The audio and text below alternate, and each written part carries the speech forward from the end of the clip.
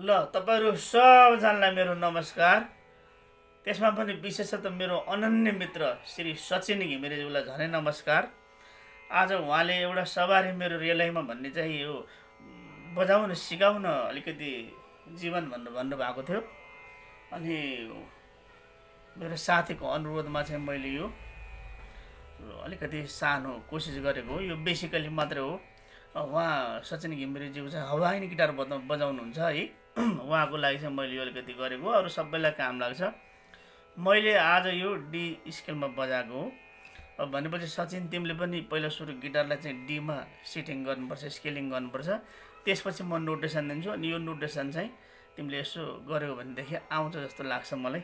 तिम्रो हात चल्छ सबै थाहा छ मलाई। यो 3/4 बिटमा हो है, खेम्टा तालमा छ। ल प्लिज यो एउटा चाहिँ सबैजनाले सार्नु होला है।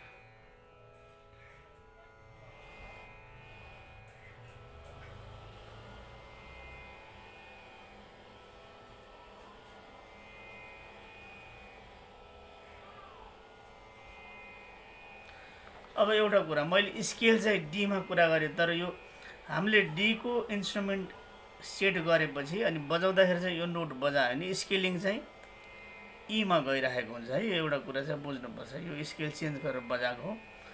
पहिला इन्स्ट्रुमेन्ट जुन सेटमा छ त्यसपछि त्यो इन्स्ट्रुमेन्टको रे इक्वल टु सा गरेर सालाई मान्ने हो।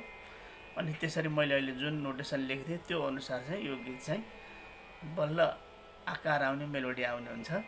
आशा छ बुझ्नुभयो होला। ल सबैजनालाई मेरो धेरै धेरै नमस्कार। बाँसुरी बजाएर मजा लिनुहोस्, प्रत्येक भिडियोमा भन्ने गर्छु। अनि अब तपाईहरु बाँसुरीमा बेसिक हुनुहुन्छ, के बजाउने के गर्ने भन्ने छ भने केही पनि गर्नुपर्छ। पहिला सुरु अलङ्कारहरू लेसनहरू प्र्याक्टिस गर्नुपर्छ। यसको लागि मैले यही च्यानलमा पनि राखिदिएको छु। यो च्यानलमा भेट्नु भएन, अब धेरै भइसकेको छ यो च्यानलमा भिडियोहरू, धेरै पछाडि होलान्।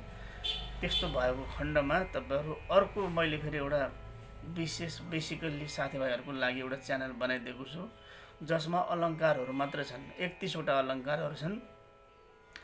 डालीमा फ्लुट ट्रेनिङ नेपाल भनेर त्यो लेखिएको च्यानलमा चाहिँ तपाईहरुले खाली लेसनहरू पाउनुहुन्छ। त्यसमा 31 वटा लेसन छ।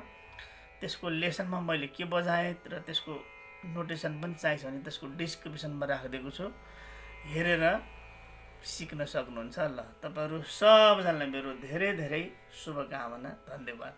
आगामी फेरि हाम्रो अर्को भेटघाट छँदैछ।